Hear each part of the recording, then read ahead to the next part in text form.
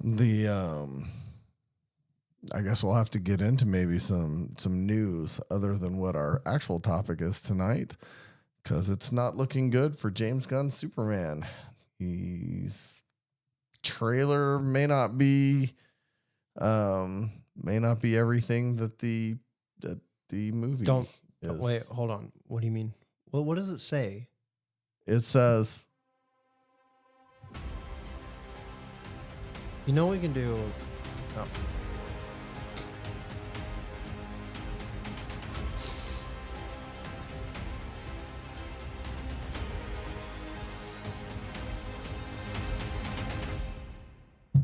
how dare you interrupt my opening theme song? You know, you could just do news before the theme song, and then we can get into the actual episode. I like the way that I cut it off in the middle of it. It makes it more interesting. And also, I thought you turned it up again, and you didn't.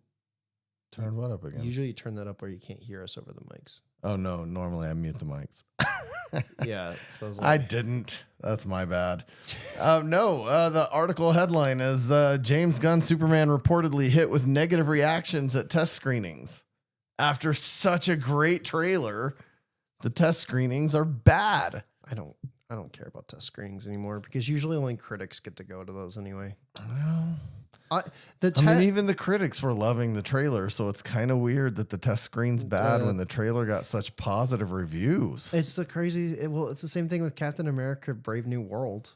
I mean that thing has been through enough reshoots to shoot a second movie. That movie has been through enough reshoots to make a second movie, and every time they come back, every time they do a test audience thing, the audience goes, "It's bad, it's awful, it's bad," and then they have to go back and do more stuff. So I'm starting to think that whoever the test audience is, it's not made for them. They're just people that show up. It's just the general audience, and whoever's in there, it doesn't actually care about these movies.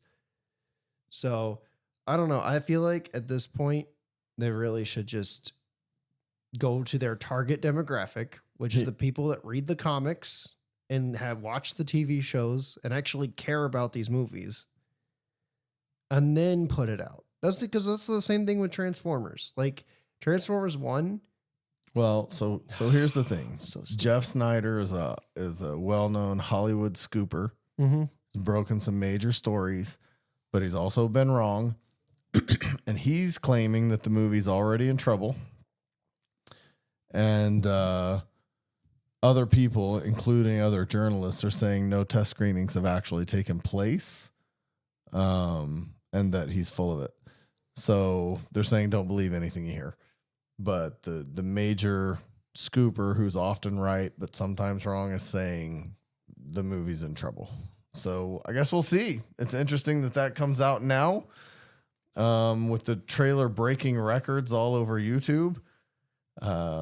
It's interesting that it comes out now that the test screenings are bad. It's actually kind of hard to believe because as much as I'm not a DC fan, and you know this, the trailer has me excited for this Superman movie, and I don't even really want to see another Superman movie. I'm glad it's not a retelling of his origin. It's not his origin story, because I don't think I can handle another stupid origin story. So I am cautiously optimistic. Even reading this article, I'm still cautiously optimistic that this is still going to be a good Superman movie. It's just interesting that it came out now. Yeah, I think it could handle a Superman origin story again on the condition that they don't do anything Christopher Reeves did and don't do anything Zack Snyder did. Because first of all, Jonathan Kent dying makes no sense at all. He's not even dead in the comics. He's not dead in the comics. He's not dead in most TV shows. But for some reason in Christopher Reeve's Superman, he died of a heart attack. And then in Zack Snyder's Superman, he dies in a tornado and tells Clark, "Don't save me. Just, you have to hide your identity. Don't save me." Yeah. So stupid. Okay.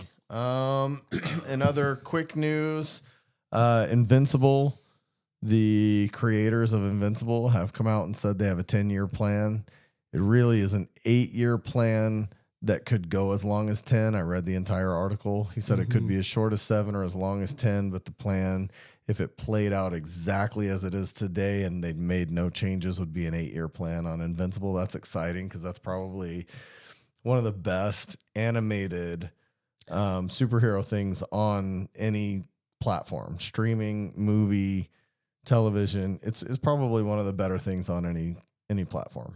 My opinion. That is the first time I have ever heard you say that. I know, because I hate admitting to you that I like some of the things you point me to, because then you get all big headed. I don't like, get look big-headed. what I I told you, Dad, it was so good and you didn't believe me. I don't do that. I can't give you too much credit because you get a big head. I literally never do that. Yes, I do enjoy Invincible quite a bit.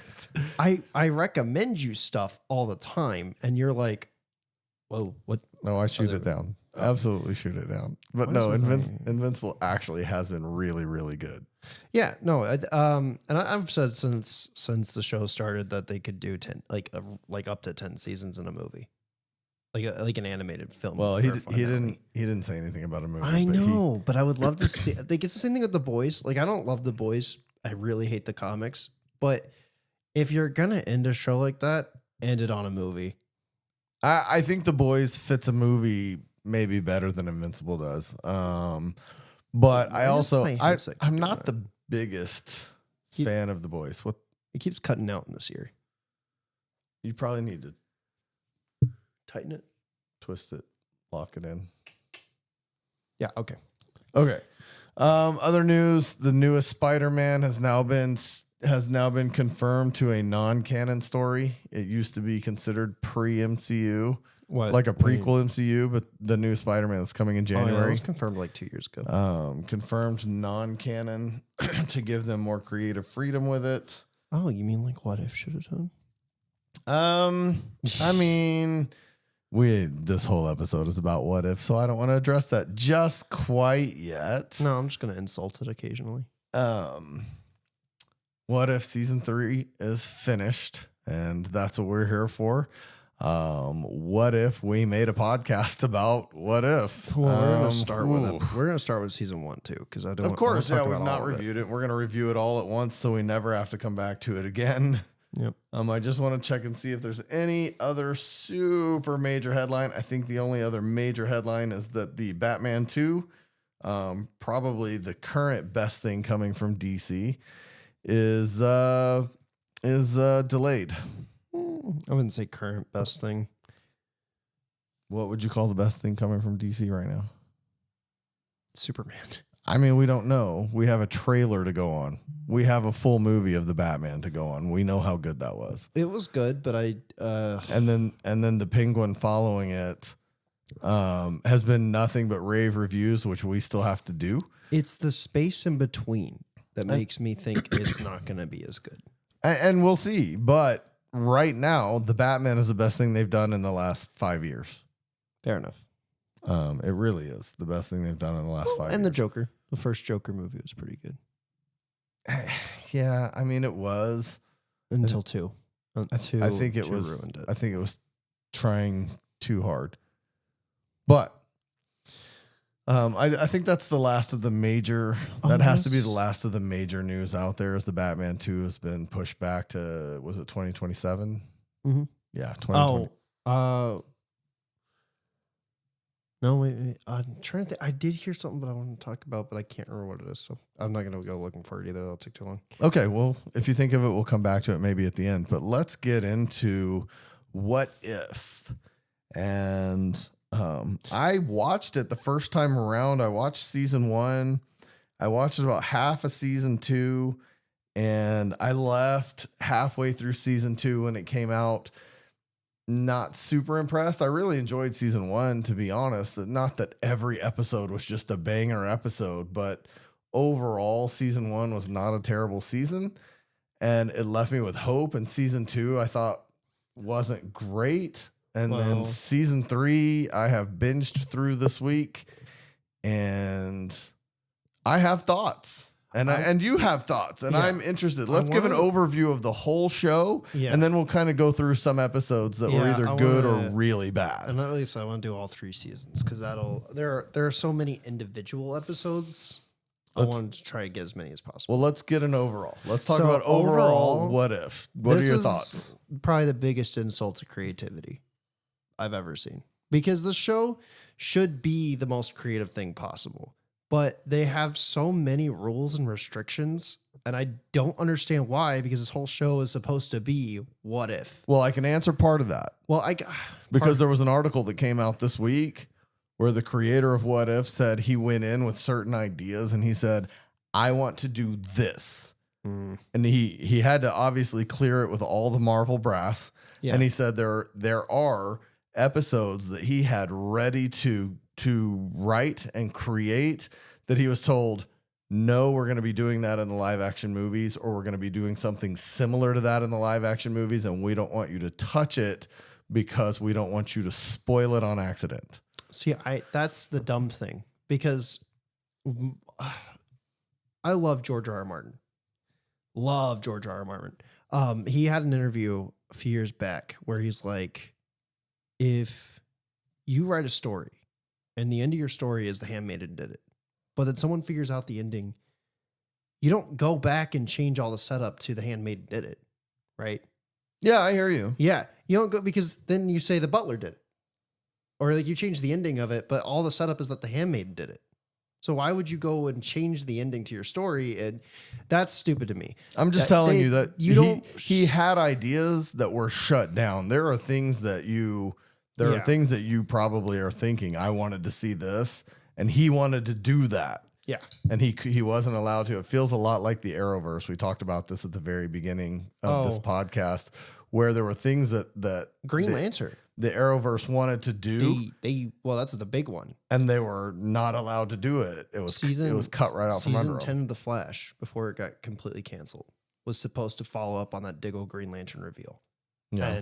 And because season 9 became the final season, they had to have Diggle throw away the ring. That's so silly. He gave up the ring. He gave up the power. Yeah. Well, God, so what if right there was an issue? He had apparently some great stories, and apparently we're going to see them play out in the movies and in MCU related TV shows, but we weren't allowed to see it in What If because they didn't want it spoiled. So there's that, but go on. So the restrictions that I don't like the biggest one is that the X-Men were X-Men, Fantastic Four, and it seems like maybe there might have been a minor thing on Spider-Man too. We're not allowed to appear at the show. Storm did. At the very end. I don't count it though. Like it was one character. One.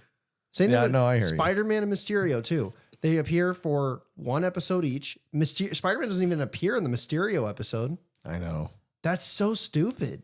I know. I'm with you. So you cut out creativity by doing that, because one of the biggest ideas for What If that people were throwing around when the show got announced was, oh my God, we can finally have the Fox characters interact with the MCU characters. What if the MCU was started with all the characters? That's the actual what should have happened with the show. Yeah. What if the MCU could have started with all the characters instead of just the Avengers side? Yeah, well, they didn't do that, and it's that was a big embargo. Sure. Didn't you have the embargo? Or not the embargo. You have the issue where I don't think the animation style is all that interesting. It doesn't really look like a comic book, so I can't say that it feels comic inspired. It doesn't. It looks more like a Disney cartoon with a bit of a comic book filter over it. Like it looks like I'm watching Tangled, but then they put a comic book filter over it, not drew it like a comic book. Okay. And I that's- gotta say, I don't hate it. I don't hate the animation style of it. Well, there's that I don't like. And then there's also, like, for instance, the first episode of season 3 is all Japanese anime inspired. Okay. We're gonna get into that. I don't even want to talk about that yet. Well, We're gonna start from season 1. hold on, because I was gonna say it's Japanese anime inspired, but they didn't change the animation style. I know. They didn't do that I for know. individual episodes. And I want to get into episode 1 of season 3, but I don't want to do it first. I'm not getting into it. I was just saying. I'm saying. I know, but as the an animation example. style is part of it. Oh God. It's part of it. But and that's just a big issue creatively. Good Lord. Struggling there. Yeah, creatively with the show is that it doesn't do anything special.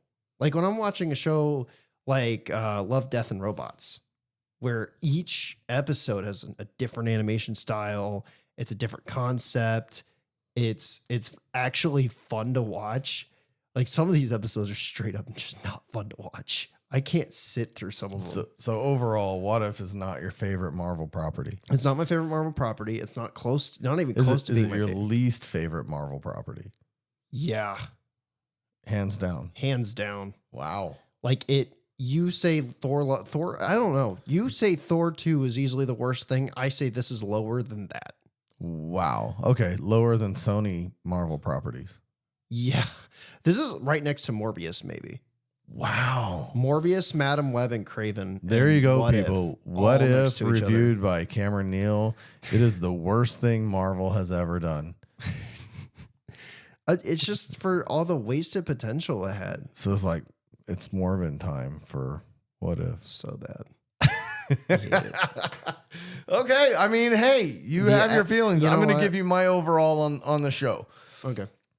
Season 1, I think, I'm not saying that every episode knocked it out of the park, but season 1, I think, came to bat with a plan that they overall pulled off and set up what could have been great season 2 and season 3 episodes. It had potential at the end of season 1. It had potential before it was ever created just because it's called What If. Mhm. But the things that you described are absolutely 100% problems. I agree with you on everything you said about missed opportunities, but season 1 still set up a great potential storyline for it. I thought it went really well, and then I think they kind of fumbled it about halfway through season 2. And then in season 3, it kind of felt to me like Game of Thrones season 8. Like, we're just trying to get this thing done because we're not going any farther than this, and we don't care about this property anymore. And it was awful. Season 3 is the worst season of animated television that I've ever seen in my life. This show, the problem here, the other major problem I really didn't say anything about yet, is that they came in with a plan. It should have just been what if ideas. Should have been an anthology. When they Marvelized it, and I do mean Marvelized it, when they came in and turned it into an MCU project where it has to have a storyline and it has to have an ending, that's stupid. I agree with you to a point, but the storyline that they chose, I didn't hate because some of the episodes still felt standalone. Should have been. And then they were able to incorporate it seamlessly into the overall plan. And I think that was okay. I really didn't hate it that much. I think for me, the through line plot should have been a movie. This show should have been individual ideas, and it should have been about introducing the watcher, using him as a narrator. And then you've seen, if you watch the show and you know who the watcher is, when you get to a movie where they do an incursion, but it's so bad that the watcher has to break his oath, you understand that he has an oath because he's only able to watch it, and you watch him watching stuff in the show, but then he has to intervene here. Now what you've done is you've broken his oath in this show. And so when he appears in a movie, there's no oath to break. I don't think he'll ever appear in a movie. I don't think that's going to be an issue. And that's why I don't like it, because he only is supposed to break his oath at like a massive multiverse ending, which is what he thing. did. In a show that probably isn't going to matter to the MCU all that much. Which is fine. That's the problem. That feels like a way. That's kind of the problem with the Disney Plus shows, though. Like that's been an overarching problem with the Disney Plus shows, is they retread storylines a lot. The whole point of the show is supposedly to follow up on other ideas like Falcon and the Winter Soldier. But the thing is you can almost watch Captain America: Brave New World without really watching Falcon and the Winter Soldier. I 100% disagree with you. No, I can almost. You can't even say that without watching Brave New World first. Well, let's watch. You have no idea. We'll watch it, but I'm pretty sure they're going to explain just about everything that happened in the show in the first few minutes, and then you don't have to watch the show. I doubt it. That's what they did with Doctor Strange and the Multiverse of Madness. You don't have to watch WandaVision to understand that movie. They explain everything in that one movie. Yeah, but they didn't retread everything from the show. They just said the bare minimum they had to say. Why you don't know what happened with Wanda and Agatha? You don't get any of that. You don't even need to know who Agatha is. You do to watch Agatha. Yeah, another the TV show. But there's no movie for that. You don't know what they're doing with her in the future, though.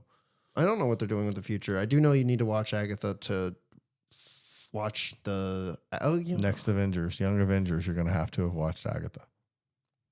You will, and WandaVision. Actually, I don't know. That being said, season 1. You want to go through some of these episodes? Season 1, episode 1. What if Captain Carter was the first Avenger? It's not a bad episode. It's really not a bad episode. It's not a bad episode. It's not my favorite, but it's boring as hell.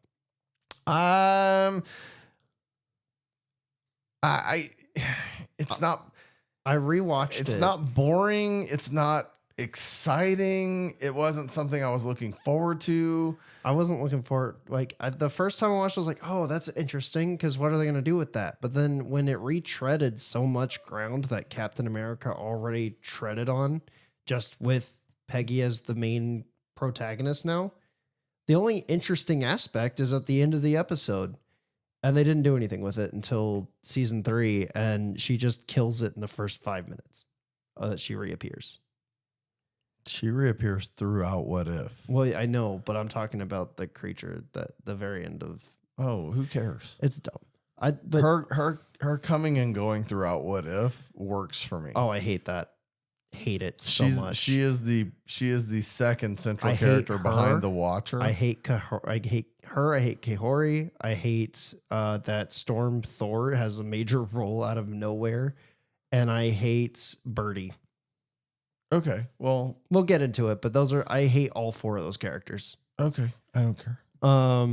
But this, as far as she grounds the Watcher. The Watcher can't really be the central figure of the show because he is just the narrator, and she brings the story to the ground. This show didn't need that. Is the problem?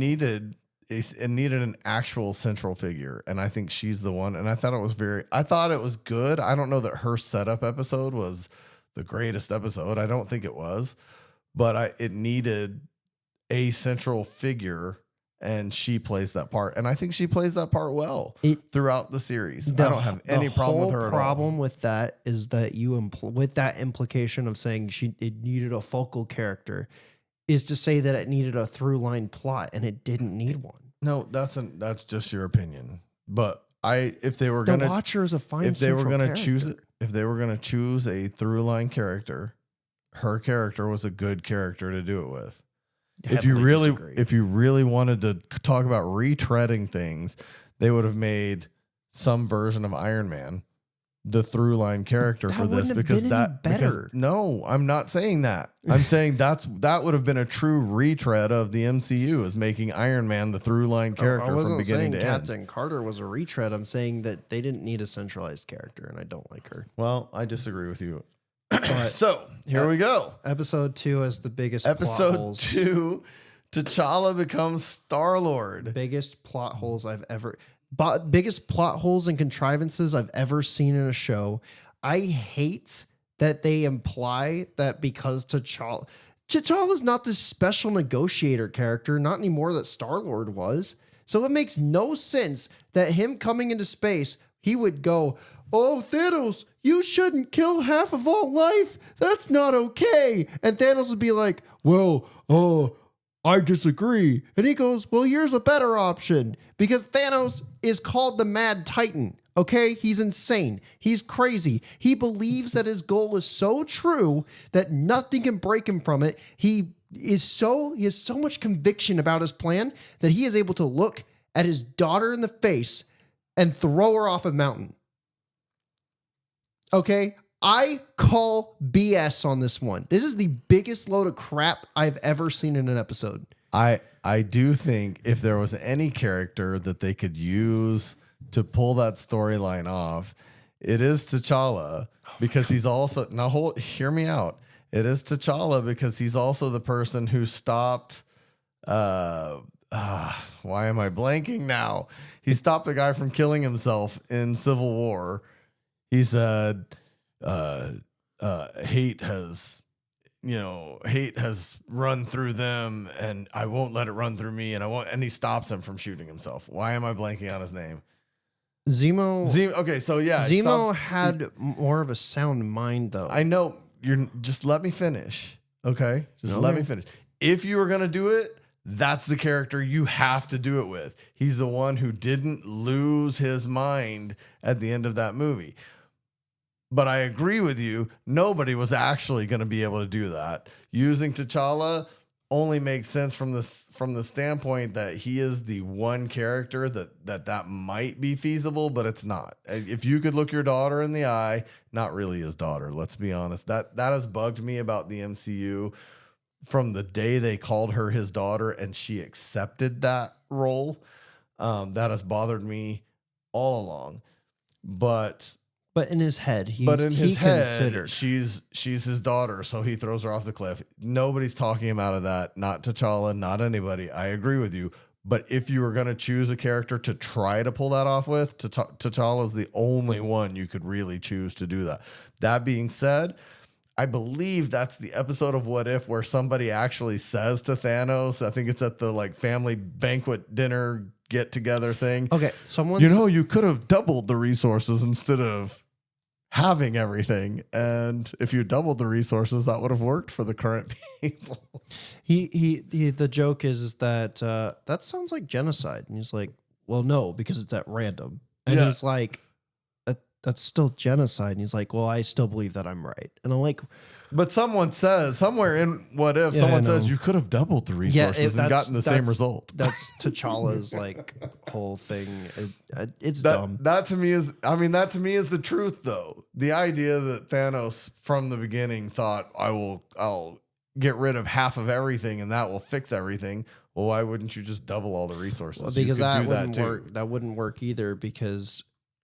Never mind. That's a whole other discussion, but essentially that wouldn't work because people would just eat more or use more. And so then you've doubled resources just for that to go away faster as well. So it doesn't cutting everything in half doesn't do any differently. No, the whole point is that his plan was insane. He's called the Mad Titan. No, from the beginning. So, but the other issue there is that Yondu is suddenly nicer to T'Challa than he ever was to Peter Quill. Yeah. I hate, and at the beginning, not like later, at the beginning, when he first takes him on his ship, he is way nicer to T'Challa than he is Star-Lord. Yeah. He was written differently for no reason. Yeah, I agree with you. So, dumbest episode. Episode 3. I actually enjoyed this episode. Which one is this? This is the episode where they're killing off all of the Avengers. There's a few of these episodes that are really logically sound. This one is so logical because Hope would have worked for S.H.I.E.L.D. I agree. I do think she would have worked for S.H.I.E.L.D. Yeah, absolutely. And it does make sense that if Hank lost his entire family to S.H.I.E.L.D., he would go crazy. Because he was already a little bit crazy anyway. But that kind of also has, he already hated S.H.I.E.L.D. Yeah, this episode kind of is the problem where it's so perfectly sound, it doesn't really do anything special. No, I'm not looking for special. This would be a good one-off episode. Yes. What I was saying, just having this episode as, hey, what if this happened? This is a great episode. Yeah. This is one of my favorite episodes. Honestly, but that is my problem. There's some that are so logically sound that I just feel like, oh, that just could have been in the MCU, and I feel like it didn't do anything too it played it safe in some ways. That's fine, and I would like it to not do that. Like the next episode, which plays it so incredibly unsafe. I love it. Okay, so the next episode, Doctor Strange loses his heart instead of his hands, meaning he loses Christine. Yeah. And I also love this episode because I feel like this is another thing that Marvel gets right. And I've said this before. I don't know if I've said this on this podcast or just in our conversations. I definitely have talked to some friends. I think that Marvel, for whatever reason, seems to get grief right. I think Multiverse of Madness and WandaVision get Wanda's grief right. I know you don't like the way Multiverse of Madness is written, and I don't want to get into it. I wasn't going to say anything like that. I was going to I say think that they did handle grief right, and they handle his grief in this episode so good. Episode 4 is probably the best episode in the entire series, and net doesn't really top that one, and that's really frustrating to me because they could have done so many other things to do stuff as good as that episode. It was fantastic. It's a really good one for sure. What's the next one? The next one is Marvel Zombies. What if zombies? Oh, I didn't want. Okay, before we talk about this one, there is another issue that I have with this show. It's that it doesn't get to do anything outside the MCU, other than maybe like once or twice. It's so built around the MCU's timeline that it doesn't get to diverge by doing stuff from the comics. And it doesn't get to go to a completely different universe with a completely different history.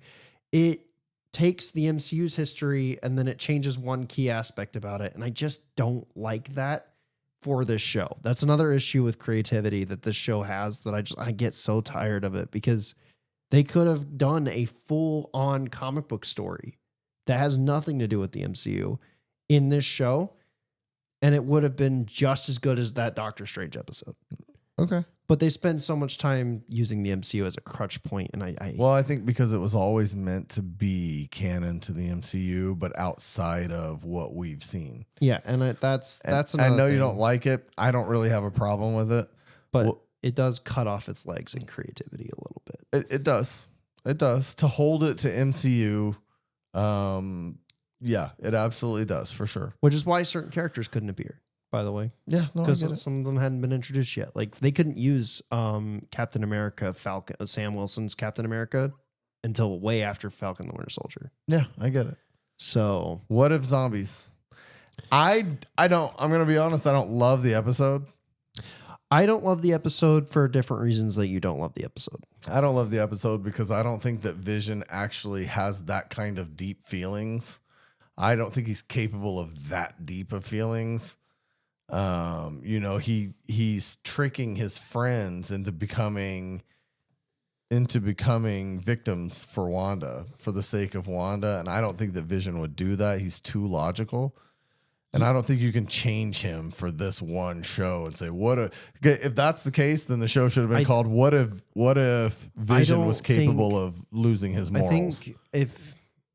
I was about to say, I don't think what you mean is deep feelings. I think you mean he doesn't ride off emotion as much as he has more logical intelligence than emotional intelligence. Yes. So he wouldn't base everything he's doing off of his wife, essentially. Right. Yeah. That was a complete rewrite of Vision's character. That is a problem. And I don't like it. I don't like how, okay, so... And this is me, and maybe Marvel Zombies, the show, will do this. I don't know. But I didn't like that this episode was a Zombieland knockoff.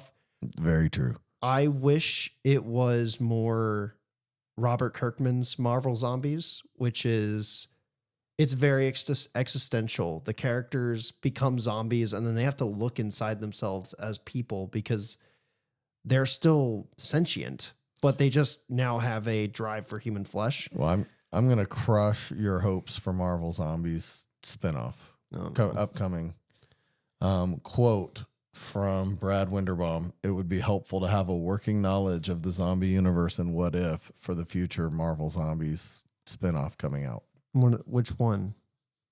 It would be helpful to have knowledge of this episode for the future that's coming out.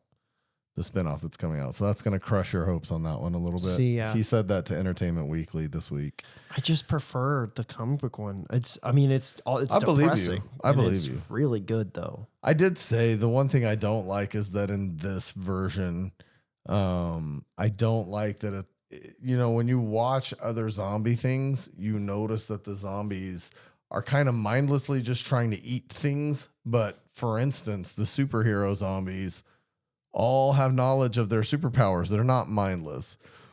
So Wanda can go out there and still be Wanda. She just is now completely focused on your death. See, that doesn't make sense. That doesn't make sense because in the comic, they were sentient. They weren't mindless, but there was the problem that they were sentient but couldn't control their lust for human flesh.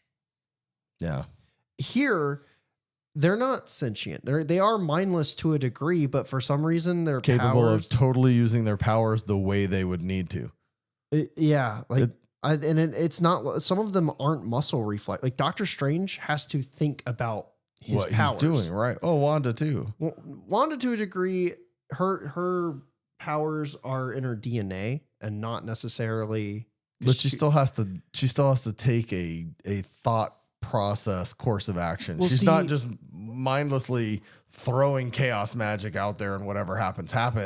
Yeah, but I still think like it's the conversation versus Superman, like and maybe Green Arrow. Green Arrow would have to think about like shooting a bow. You'd have to actively do that. Mm-hmm. Whereas Superman's heat vision is just a natural ability that he has.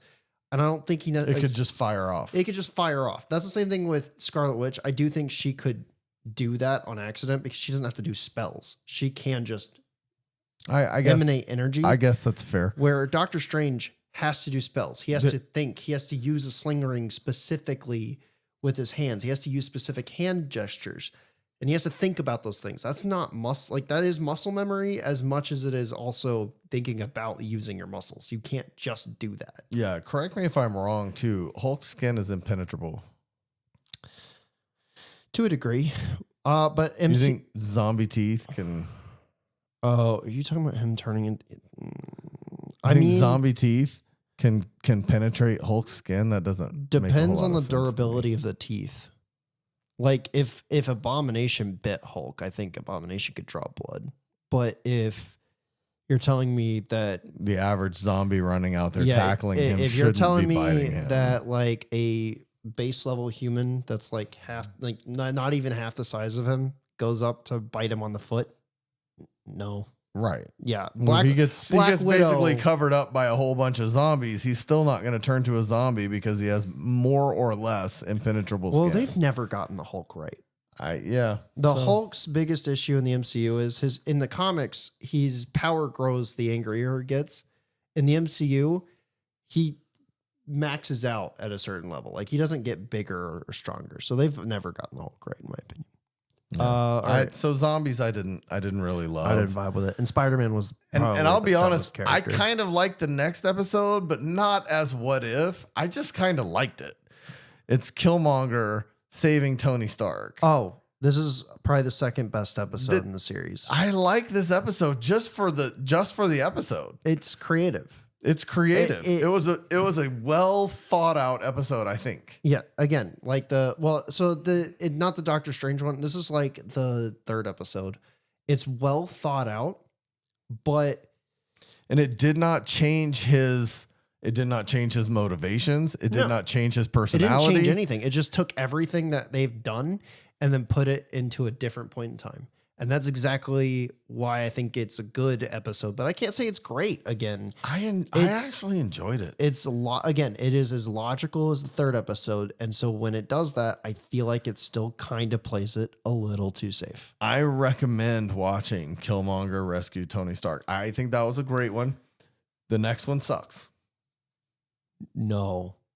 It's horrible. Wait. What's the next one? What if Thor were an only child? Oh, this one's awful. It's not even worth watching. No, this one's so bad it gave birth to the actual worst episode in the entire series. Oh, okay. So season 1, this is not even worth watching. This is not even worth watching. You have to watch it to get the final episode, and actually you have to watch it to get another season 3 episode. But I don't like it at all. I hate it.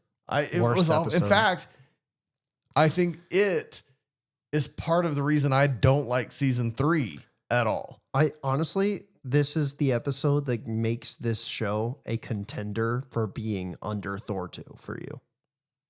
For me. Maybe it's that bad. Yeah. Now, I don't want to just get into discussion of it because it's that bad. No, episode 8 Is Ultron won.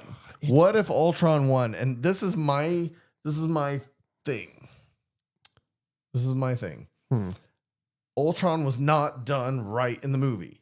No, but he was absolutely done right here. Age of Ultron was not done right. Marvel, you messed up Age of Ultron. And I actually like what they did with Ultron in this episode. You could make a whole season about Ultron 1. I think this episode works, except that they set up the next episode with this one. The Watcher, he should not be able to see the Watcher. And I have a that's the start. I'm not arguing with you at all. Should not be able to see the Watcher. My other issue is that Thanos comes to Earth and he's just able to right in half. That doesn't make any sense. It's Thanos, because Thanos is more durable than Vision's laser. Like, Wanda's blasting him to a degree that, like, and by the way, Wanda's the same person who almost ripped him in half. Rhonda is blasting him. Did I say Wanda? You said Rhonda. Wanda, I'm sorry, I'm speaking too fast. Wanda is doing the same thing, a beam directly at Thanos, and he's got, he's it's not doing anything. No, I think that's different because I get what you're saying, but I think Wanda is what you're seeing is a beam because you have to show something, but hers is magic. Where Vision's is an actual laser beam that actually would cut through things. I don't have as much a problem with it as you do. I do think Thanos might be more durable. He does do it really quick, but I don't have as much a problem with it as you do. I think if anything, Ultron's ripping out his heart. Because I think that Thanos, if it was so easy, it goes back to the why doesn't Ant-Man go in his ear, expand, blow up his head. Well, even then, they actually explain that in a cruise ride that wouldn't make any sense because, and actually even Invincible kind of addressed that a little bit because even if he grew to full size, right, it would still crush his bones, not Thanos's. It would crush Ant-Man to grow inside of someone else. I don't know if he doesn't become more durable. He's still a human. He doesn't have superpowers. The only thing he can do is shrink and grow. The suit is just leather and a metal helmet. A metal helmet expanding in somebody's skull would it still cause damage, but it would break Ant-Man from inside out to do that. It would kill him. I'm not sure I agree. I'm not sure physics agrees with that. Physics absolutely disagree with that. Why would Thanos? Because Ant-Man's bones aren't more durable than Thanos'. They are when they're little. So as they expand, they lose durability, but they address that in Ant-Man. The smaller he gets, he's like a bullet. He is more durable, and it's because you've compressed all the atoms closer and closer together, and so they become more durable. So he would, in real life, as he expanded, he would get less durable, but in the meantime, he would bust through. He's not anything more else. durable. He retains his mass, but the problem is if he retains his mass, he can't jump that high. I don't know. I'm just saying, if you use their logic and their rules, he should be able to pull that off because his bones would be more durable until he was fully grown. Yeah, it doesn't have to be real science. It's using their science. His bones would be more durable until he was full size. By any logic whatsoever. Okay. Okay. So that gets us to episode 9, which is the final episode of season 1, and you don't like that the Watcher breaks his oath. This is called What If the Watcher Broke His Oath. And I don't like how he got there, and I don't like how many people he involves. Like, it's a cool concept, I guess, but it should be a movie. This should be a thing that happens in a movie. It's a big deal because it affects the show. But it shouldn't be done in a show. I don't think it should be done in the first season of the show, if anything. It should be done way later. If you're going to do it in the show, this should be like the final season. Because when you have him break his oath, and then he has no ramifications for that for later seasons until the final season. Yeah, no, I do agree with that. I do agree with what you're saying. Him breaking his oath should be the finality of everything. Mm-hmm. We should see him break his oath and face the consequences of breaking his oath at the same time. And it should probably happen later. Nevertheless, I like. I will say I do like the way they address Killmonger, Doctor Strange, and Ultron in this episode. Everyone else can pretty much be written out of the show. Those three characters still get handled pretty decently. I think they handled Doctor Strange really well throughout the show. All 3 seasons. Or well, all two seasons. All 2 seasons. I think they handled him well. They just do grief. Marvel writes grief well, and I can't say that enough. They do it really well. But other than that, it was an okay episode. I don't think it fell in the right place. I don't think that it held the amount of importance that it should have had, but it's not a terrible episode. So of 9 episodes, I would say 3 of them are decent and 1 of them is great. Okay. Of 9 episodes. Sucks. Of 9 episodes, I see 1 decent episode. I see, hold on. 1, 2, 3 episodes that I think were really good. 2 decent. And then the final episode, I just think it was in the wrong place at the wrong time. I think it had the potential to be a great episode. It's just, I agree with you. That should have been the finale. Yeah. All right. Season 2. Season 2. All right. This is the season where I had trouble sitting. First of all, I despise the first episode. Oh, despise. Yeah. Uh-oh. That when I watched the first episode, Nebula joins the Nova Corps. Yeah. To me, that was a wasted 40 minutes. Okay. I don't even know what I watched it for. It's not that it was bad. It's like watching Spider-Man Noir. I mean, it's there and that's fine, but it doesn't mean anything. Spider-Man Noir, by the way, I don't think is going to be meaningful. I don't think it's going to be bad, but it's not going to carry any further meaning. This episode, to me, that didn't carry any meaning whatsoever. And I don't know how first, I mean, I could automatically jump to episode 2, but I'll let you talk about episode 1 real quick, what you thought. Oh, it's just another boring episode. It wasn't even 40. That's the weird part. It's not even 40 minutes long. In fact, let me just say this. The first 3 episodes to me were pretty meaningless. So the second episode is the follow-up to the Star-Lord episode. It's the follow-up to T'Challa. And I guess if you really like Guardians 2, maybe you could like it, but I didn't. I liked Guardians 2, and even I didn't like this episode. I didn't like it. I mean, the simple solution is... That's the problem. It's the simple... They use simple solutions to negate these big problems, and I don't think that that's how this should work. This is not that kind of show. The simple solution is Hope becomes friends with Peter and convinces all of the adults that Peter just needs to make it back to Missouri, where he's from. I think that was stupid. I think this was not a great episode at all. Have you seen? Okay, this is just to be like, this has been done better by someone else. Justice League Unlimited has an episode where Batman has to go talk to Ace, and she is dying from a migraine, but in doing so, she's changing and warping reality. And he has to go sit with her until she dies to make sure that nothing goes wrong, because she's about to die. He just sits with her and watches her die, but that's the end of the story.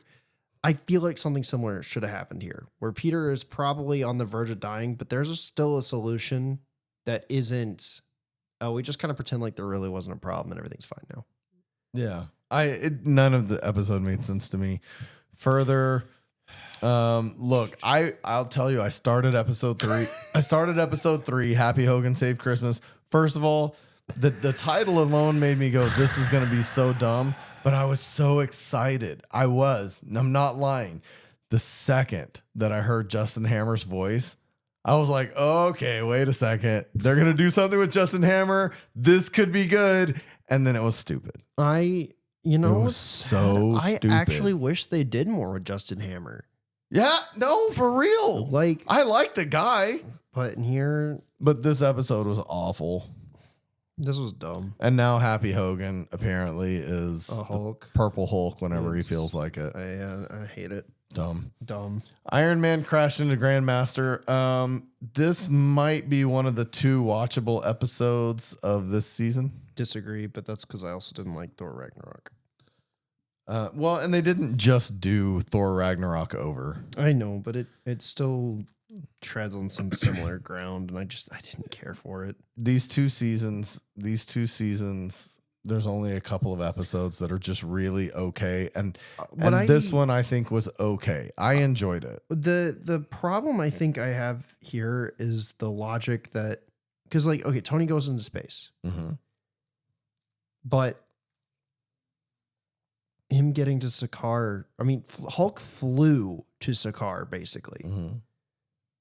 Here, that doesn't happen. He just goes into space, and then it's just a dumb episode. I just didn't care for it. This is kind of my problem. The MCU. I'll just say that after watching the first 3, I at least found the Iron Man crash into Grandmaster entertaining. I find Jeff Goldblum entertaining. I'm glad that they kept him for the voice.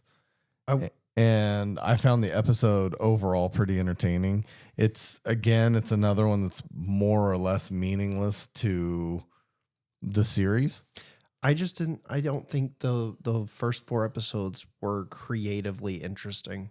And it wasn't even without, because that's the thing is, right? This is supposed to be an anthology series. So even if you cut out the through line plot, the episodes should still be able to stand on their own 2 feet. They were not fun to watch. And none of them really do. Yeah. The 4th one was the closest to being fun to watch. I actually enjoyed watching it. That's crazy because I actually think the next one was better.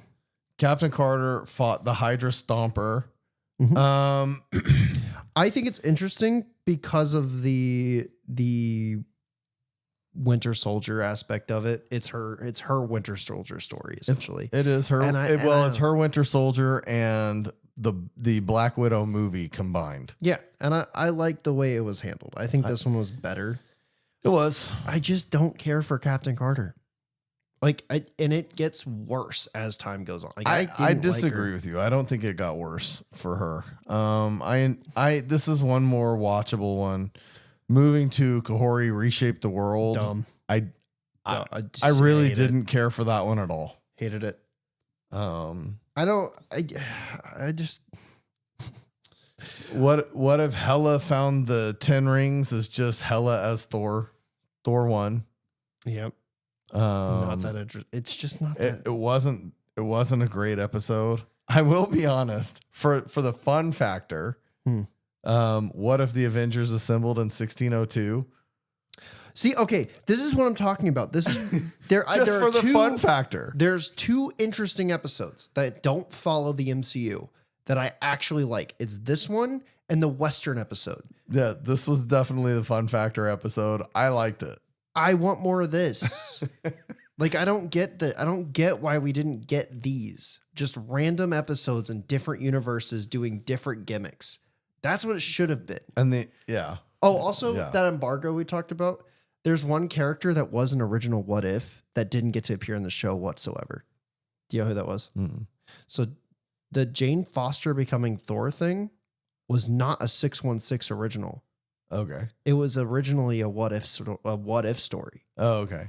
And it doesn't get to happen in any one of the 3 seasons. I think that's because Jane Foster was going to become Thor, and I think that's one of the ones he was referencing. Like, we wanted to do this early on, but we couldn't. It was a What If episode. People weren't going to be like, "Oh, Thor: Love and Thunder's doing this," because first of all, Thor: Love and Thunder took in a different direction than that comic would have ever done. So if they adapted that comic to here, it just would have been. And this is why I asked you if we could do this show together. This is 100% why I asked you if we could do this show together.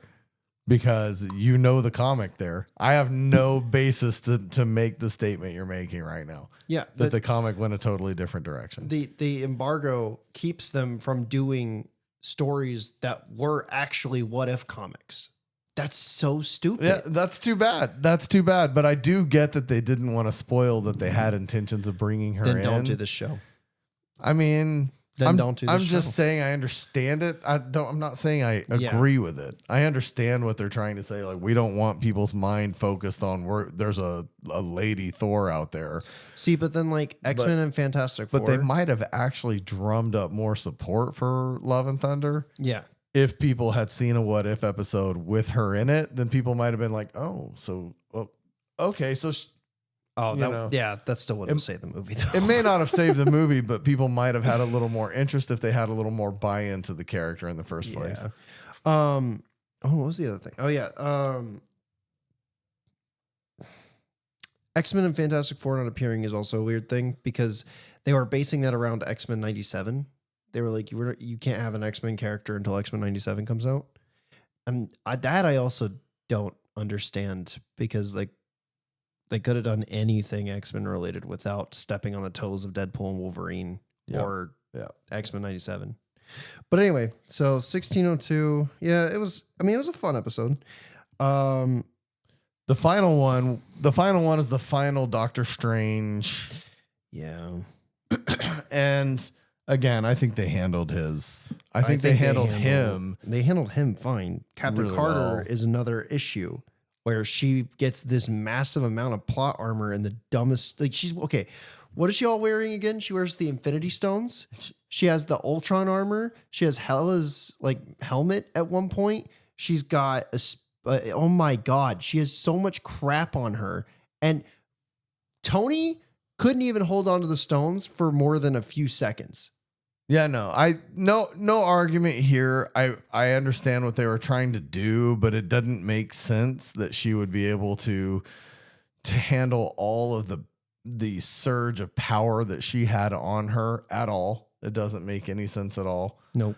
And also for me, it never makes sense when someone's doing magic and the shield blocks it. It does when it's a blast. I guess if it's a blast at Because you, that does. But like, why would he blast her with magic? Why wouldn't he just toss the shield aside with magic? Well, that comes back to them not really creatively using magic other than outside of a couple times. Like when Doctor Strange turns a bunch of stuff that Thanos is using into butterflies. Right. They don't really do that. And I don't understand why they don't do that. Like, because that was another thing with Harry Potter too, where they did a really cool fight scene one time between Dumbledore and Voldemort, and then they never do anything like that again. Yeah. And I wish they would do more stuff like I'm that. hoping, speaking of Harry Potter, that HBO, that Max does this series way better than the movies. And don't get me wrong, the movies are good, but I hope that they fix some of the holes in the movies using this new 10 episodes at a time series. 10 episodes per book series should fix everything. Yeah. That being said, that was the end of season 2. And really the end of anything useful coming from What If. I started binging season 3, and I got to tell you right out of the gate, you're talking about the animation of episode 1. It tricked me. I knew that the animation style was most likely not going to change, but it did that little anime clip that looked like it was from the 80s. Uh-huh. And I was like, oh my God, they are actually doing something cool. And then it cuts back to the 3D animation. I'm like, God.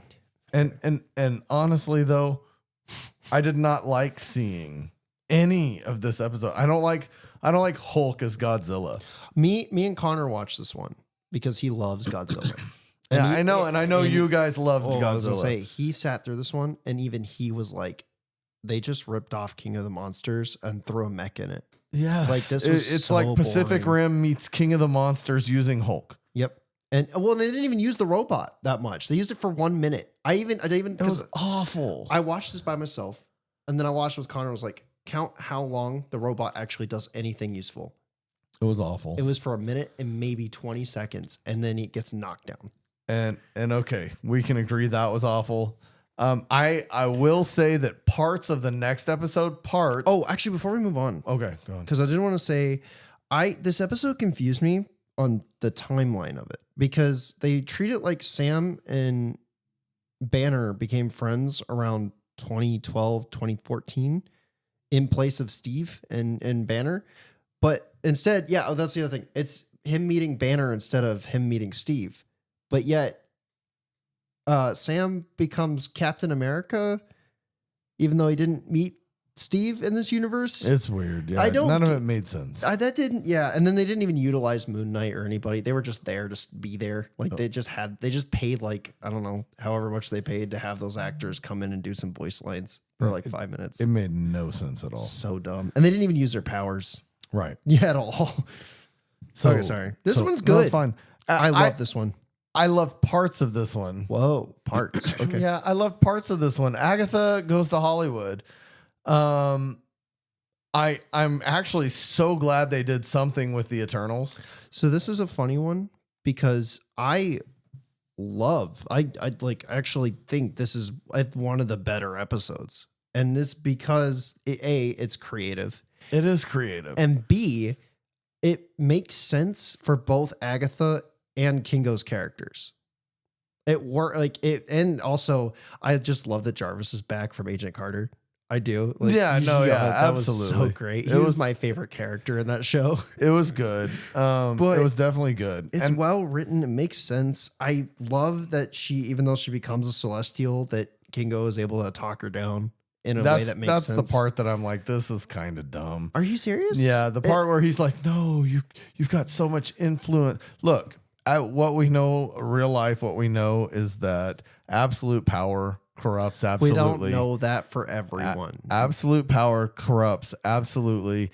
And Agatha just got only Sith deals in absolutes. Absolute power.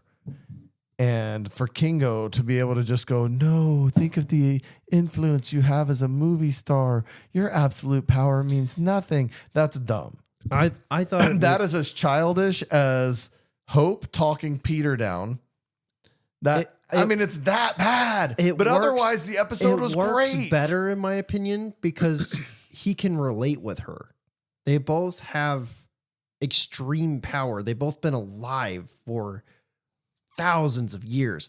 I think it makes sense more from his perspective to her to make that than for Wasp, who barely knows Peter or any of his experiences, to talk him down.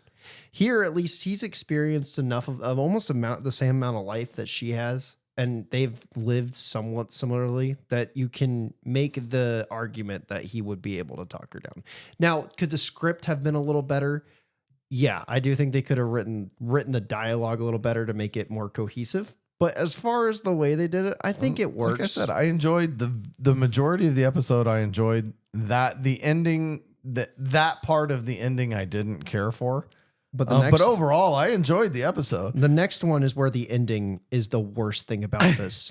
I enjoyed this episode too until the end. This one was great up until they do a cutaway and they don't explain how the Winter Soldier gets captured. What again. if the Red Guardian stopped the Winter Soldier? I actually enjoyed this episode, and then the ending was weird. Right? It was like we have to suddenly rush the last couple of minutes. Yes, they don't explain how Winter Soldier got captured. They don't explain why Red Guardian would have left the Winter Soldier after all the talk about not leaving him. Yeah. Then, on top of that, they don't really get to explore. He joins the Avengers at the end, and Iron Man is there, but Howard didn't die in this universe. Yeah. Obadiah did. Yeah, it doesn't. So how did he become Iron Man? It doesn't make sense. It doesn't make sense, but the episode was fun, and that's what I cared about. Goliath, though, we finally got to see Goliath. Yeah, I did like that, and the episode was fun, and that I cared about. It was fun up until the ending, but I still can't say it was. Oh God. Okay, next up, what if Howard the Duck got hitched? And this is a follow up to the worst episode, the Thor episode. I almost puked at the beginning of this episode. This episode is. This episode is so stupid. I hate it. I love Darcy. I love Darcy's character, and I love Seth Green's voice, and I could care less about this episode. I love Darcy and I love Howard the Duck, but these two characters don't belong together in any aspect. No, I didn't enjoy it. The overall premise of the episode. I did think what was funny was Ebony Maw calling Thanos. Thanos is like, "You called me down here for an egg." For an egg. it's a magical egg, sir. It's a magical egg, sir. Yeah. And then please don't kill me. I promise it's interesting. But otherwise, no, the convergence being the thing that makes this egg magical is the dumbest thing I've ever heard. All all of this episode was dumb. Yeah, I will say this. I'm not the next episode. I'm not so far in the MCU Riri Williams' biggest fan. So far, I'm not her biggest fan. However, this episode for me was probably let me look back through here real quick. This is probably the second best episode of this is season. the most divisive episode of this season. Could be This one, and actually that Kingo one too. So because of the Eternals. People are saying that the Eternals was so bad that it turned them off these episodes. And then this one particularly. But that's the thing. I've gone back and rewatched it even. Yeah. I did not dislike the Eternals. I love it. I think it's a great underrated movie. I think it needed more time. I've always said it needed to be one of the Disney Plus TV shows. Me personally. Maybe. With just a little bit longer and treat it like Game of Thrones. And I think it would have been better. It definitely is an underappreciated movie. And this episode, this to me is kind of like that Agents of S.H.I.E.L.D. when the Earth was destroyed, but it wasn't by Tiamat. Yeah, okay, so I will say it's a little weird that the world is destroyed, but there's people that can breathe. Also, the people who survived is the worst part of this episode. The survivors, because of the people they chose. You're telling me that this whole situation killed Iron Man, Doctor Strange, Captain America, Spider-Man, Thor. There's nobody left but Wong, Okoye. Well, what I will say is I don't think that necessarily the Earth's destruction killed all those people. They made it pretty clear that Mysterio did it. Mysterio had been through the killing of these people over time, and Well, he was down to implied basically that the last people left over. They implied that Iron Man died before Mysterio took over. Okay. So I don't like that. That does bug me. But also, I think that they were saying, no, okay, wait, he did die because it's set after Endgame. Eternals didn't happen until after Endgame, so Tiamat got born after. Okay, never mind. Okay, so I'm misremembering. So Steve and Tony were dead, actually. Yeah. So okay, I don't have so much problem with that. I do think it's a little weird that Spider-Man's not in this episode. But I would revolves agree with heavily you. around Mysterio, and you don't have Spider-Man. That's weird. Yeah. Riri's arc is fun. I actually appreciate Riri's position in this particular episode. I don't think this episode justifies the Watcher breaking his oath again for a third time. Well, I think the fact that she gave up so easily at the end and the Watcher had to tell her. Yeah. That didn't make a whole lot of sense. That bugged me. She knew that Quentin Beck was dying anyway, so why would she give up and be like, okay, you can win?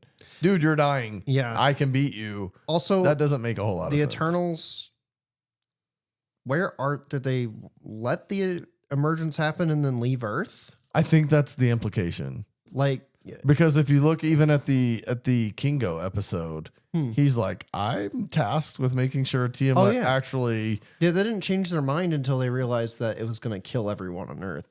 Well, so I'm thinking in this particular universe, they were like, we did our job. He's born and we left. Yeah.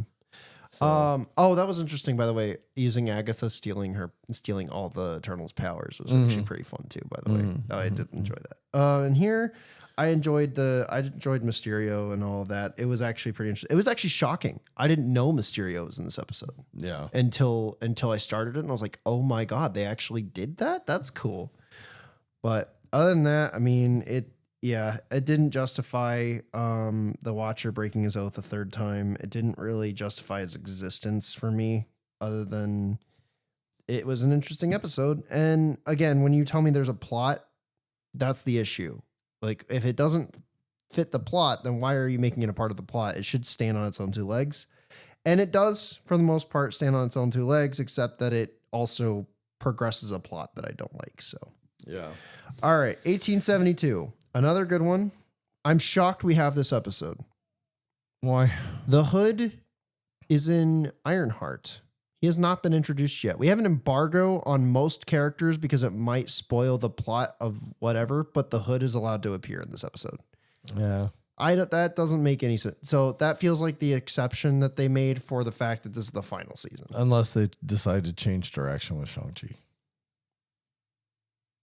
Ironheart. Yeah. Yeah, because that's where he's made. That was like, Yeah. but Kate Bishop and Shang-Chi here had a fun dynamic. It was an interesting episode. It uses American history in a way that I like. So I don't know. It did work. But outside of that, I mean, doesn't really affect the main plot of the show, and it just exists. So Yeah. it was fun. It was interesting. And that's what this show really needs is some fun episodes. I that did just like John didn't- Walker being in the start of the episode, getting his ass handed to him. just didn't have to. This show needed episodes that didn't have to affect the plot, but were fun to watch. That just needed to be the show. Was no plot, just fun episodes, and they didn't do that. And then you got back to back 3 episodes, or no, it's back to back 2 episodes of the Watcher standing trial. This episode sucked. And honestly, I couldn't care less because to your point, the Watcher breaking his oath shouldn't have happened in season 1. It should have happened like this season. It should have happened Like in season 3. all 3 times it should have happened here. He should have broken his oath and then been like, okay, well, like they have him in the background. They're like, okay, well, maybe we just let this slide. It was a one-time thing. We can kind of justify it because they were it was gonna destroy the multiverse for Ultron to do that. Including everything the Watchers were watching. So yeah. So okay, that's fine. That's fine. But then he does it again in another episode in the same season, and it's like, okay, I mean, it's still bad, but Was it that bad? and then he does it a third time, and this time there is no justifiable reason. Right. This universe wasn't affecting another one, and you're just doing okay. Well, now you've broken your oath, and there was no reason. Okay, now we're your standing trial. So I understand that makes sense to me.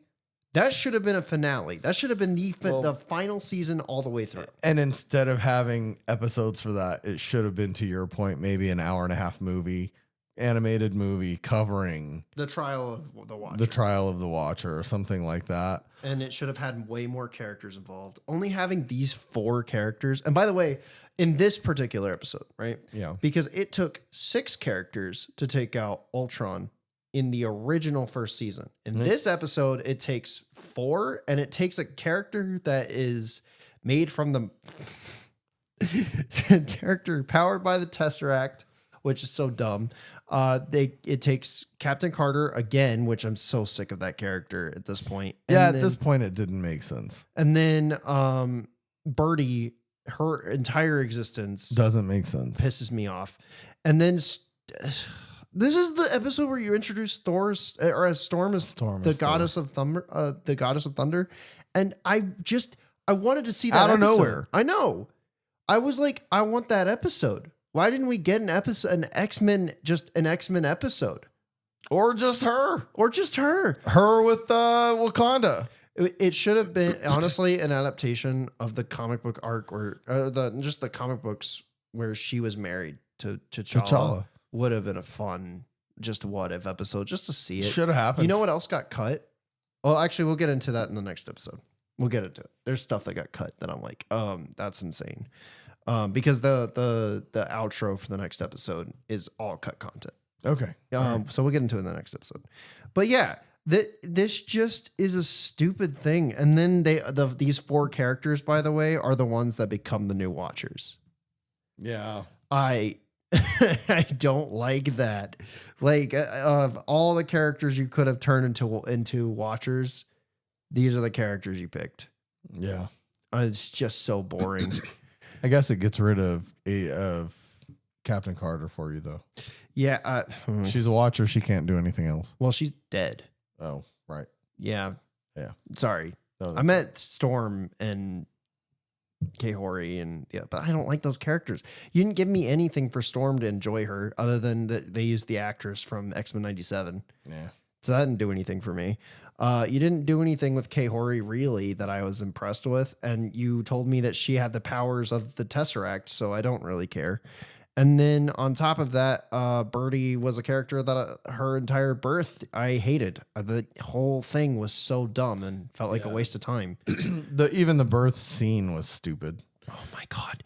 What? The egg shooting lightning out and only hitting the bad guys that were after the egg. Notice that the egg didn't shoot Nick Fury, Or Loki. even though he was also trying to catch the egg, or Yeah. Loki, who was also trying to catch the egg. Oh no, It Loki on- wasn't. It was his father. Well, But it still should have fair. killed him. It was in the vicinity. everybody was there, but the certain people didn't get hit by the egg was dumb. Yeah. Well, the whole thing where she lays an egg is dumb Also dumb. because Howard the Duck is a duck with human anatomy. It was dumb. It was dumb. Dumb. Okay. Final episode. I don't even know what to say here. We kind of addressed it. I mean, you have the characters become watchers. I guess it was interesting that they weren't really bad guys. They were just, trying to say you broke your oath. It's on the same level as if Jon Snow broke his oath on the wall. You can't, Yeah. What are you going to do with them? Yeah. So it's just like, I don't care. I don't care. Yeah. I feel like they, knowing, I just said this early on, knowing that this was the end, they just kind of rushed out an ending to put it to bed. Well, it should have been. And it wasn't even a well thought out, well prepared ending. It was just 3 seasons is it. Let's. Well, so my thing is if you were gonna do this show, like I said, it should have been an anthology. You have Jeffrey Wright do the voiceovers, whatever. You set up his character. Which, by the way, let me say, I've watched Jeffrey Wright in several things. I love him. I love his voice. Oh yeah, He's great in Hunger Games. he's great. decent here. He's great in Westworld. He is a great watcher voice. It's too bad the writing is what it is, yeah. because he is a great character and a great voice actor. I love the guy. I was hoping that even if the show ended, they'd leave it off in a way where he would be able to be a watcher in a movie, and I just don't think they really did that. No, probably not. And honestly, I don't care if the movies never address watchers. The best thing they did was have the watchers with Stanley. And that's as far as that needed to go. well, I disagree because the watcher should intervene in Secret Wars in some way. I hope they find a way to do it without that. That's a thing that he does in a couple of different stories. I'm okay if And they I don't. like him intervening because it's usually when he saves like a small fraction of superheroes usually, and then brings them to his sanctuary and then like gives them a place to stay for a bit. So I don't know. I personally like the Watcher. I think it would be cool to see him at least one more time, but this show just wasn't it. Yeah, this show wasn't it for me either.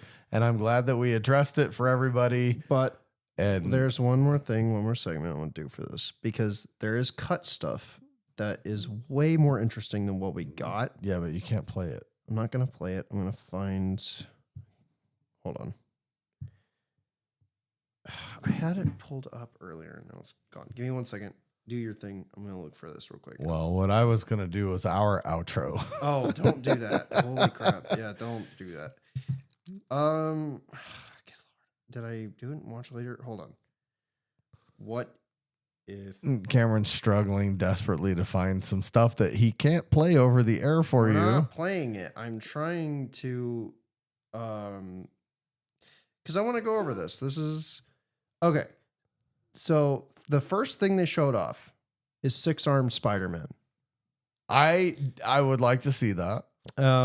They didn't do it, and I think my issue with Spider-Man is that he is easily always in the top 3 superheroes in the world. Yeah. Him, Batman, and Superman are usually the top 3 superheroes in the world, Okay. and he's only in one episode. I mean, it is what it That's is. just, and that's just like disappointing. But then here's number 2, Shogun Ghost Rider, Robbie Reyes edition. I don't care. That would have been an interesting episode more than some of the other stuff we got. Maybe. Then you have Riri Williams as Ghost Rider. Or not Ghost Rider, Punisher. Sorry, Punisher. I don't care about that.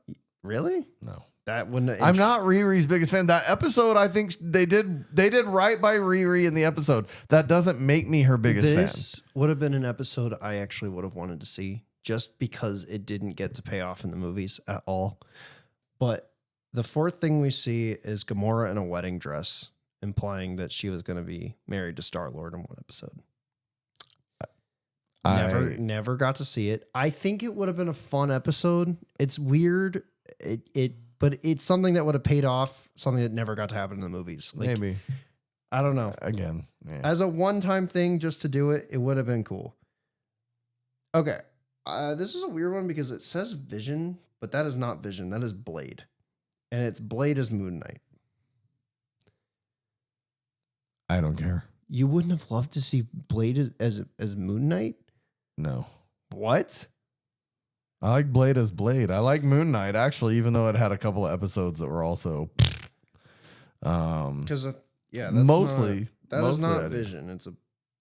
That is a black man's face. That's not Vision's face. Yeah, I'm pretty sure that's Blade. That would have been a really cool episode. But mostly because I just want to see Blade in something. I want to see Blade in something for sure. But if you're gonna do, I don't want to see Blade as Moon Knight. it would be an interesting episode. Well, Thanos is Wolverine. Thanos gets captured and then gets put through the Weapon X process. Okay. That wouldn't have been an interesting episode for you? Doubtful. Really? Hmm. I think it would have been better than half the stuff we got in the show. I mean, I would have to really see more behind the concept than just a picture. Kingo is Iron Man. Maybe. But also, I think the Eternals were heavily underrated. I agree with you 100%. So this one, I'm going to have to do a little bit of explaining because I don't think you know who Maestro is. But essentially, Hulk outlives most of the heroes and becomes a character called Maestro. He goes crazy and he becomes a bad guy and takes over parts of the world. In this, it's Maestro as the Sorcerer Supreme. The Hulk? The Hulk becomes Maestro and then becomes the Sorcerer Supreme. So he's not stupid Hulk, but he's not Professor Hulk. He's evil Hulk. He's I know he is he's got to have smart. some level of he is intelligence. smart. He's not dumb. He's smart Hulk, but evil. I could work, maybe. Yeah, but then he also becomes the Sorcerer Supreme. I see that. Yeah, it'd be interesting. This is one that I'm not sure about. It's called the Talo Dragon as Hawkeye. That one I actually... That does not make any sense. Nope, I don't really care for that one. Nope. But Jubilee as the Silver Surfer is an episode. Maybe. But only that because would only be fun. That wouldn't be... It'd be a It cross... probably wouldn't be good, but it might be fun. It would be a fun episode. It'd be a cross between Fantastic Four and X-Men, and that's something that I kind of want is for Sure. either of those characters, either of those sets Actually, of I'm not characters to- hearing anything Fantastic Four related except Silver Surfer. Yeah. Okay, this is just because Secret Invasion was so uninteresting, but there's a scroll version of Captain America on this list. I don't think I would care one way or the other. assume that it would have been the scroll invasion on Earth Sure. earlier in the timeline. And I would have loved to see that in some capacity because Secret Invasion did not deliver at all. I didn't hate Secret Invasion as Howard much as other people do. I hate it so much. Howard Stark with Cersei from Eternals. Nah. I'm not sure what that would have meant. I'm not sure what that would mean either. But because it is 40s. Howard I do Stark. like everything 40s Howard Stark though. Yeah. I do like him a lot. Well, that but actor I is think just I fun. like him with Agent Carter because she's constantly having to check him, Yeah. constantly having to ground him and be like, Just any. stop being an idiot, or I know you're super smart, but you're also super stupid. That's why I wish Agent Carter was canon because it's 16 I like episodes Agent of Carter that. with Howard Stark in the 40s. I don't know that I like Howard Stark with Cersei. I don't know how that would go. I I think don't it'd be either. interesting, but I don't know how it would go. This one is just Deadpool. Sorry. We're getting to it. But this one's Deadpool. Just Deadpool. Like, I would have loved a Deadpool episode. Of any Yeah, kind. I mean, you could do anything. You could do the one where Deadpool takes on the entire Marvel universe. And then this is the last one. No, there's two of them. So there's Wanda Maximoff as Thor, Dumb. and Captain Marvel joins the Nova Corps, which that I actually don't think that would have been as interesting. That doesn't sound interesting. She basically is Nova. with a little more power. Stature. So Cassie Lang with Hela's helmet. And Star-Lord. Shang-Chi becomes Star-Lord. We did that with T'Challa. We don't need except to see that with more except people. that the reason this one would have been more interesting is the reason that T'Challa wasn't that interesting. T'Challa didn't have the heart-shaped herb or any Black Panther memorabilia other than a necklace. Here, Shang-Chi has the 10 rings and Star-Lord's helmet. Okay, maybe. Yeah, that's why I'm like, Maybe. that would be cool. I don't know about Stature with Hela's helmet or Captain Marvel joining the Nova Corps. That'd probably be interesting. But Wanda Maximoff as Thor, that doesn't interest you at all. No. Wow. And then there's Cowboy Loki, but that doesn't really. I mean, that would have been. 18. I thought actor Loki was a low point for him. So yeah, this would be Cowboy Loki. So essentially, he would be in 1872 as Loki. That's all cut. That's all sorts of cut content. I think would have been way better. Some of them could have been good. Some of them had potential. Some of them were awful. I do think Deadpool versus the entire Marvel Avengers or whatever there needs to be would be a good what if episode. I think it should be a trilogy. I think you should be a trilogy. Wait, what? No, I mean, I think they should do that. There's a trilogy in the comics. I think they should adapt the trilogy to an actual trilogy of movies of Deadpool killing the Marvel universe. It could be fun. It could be fun. It'd be a lot more fun than this show.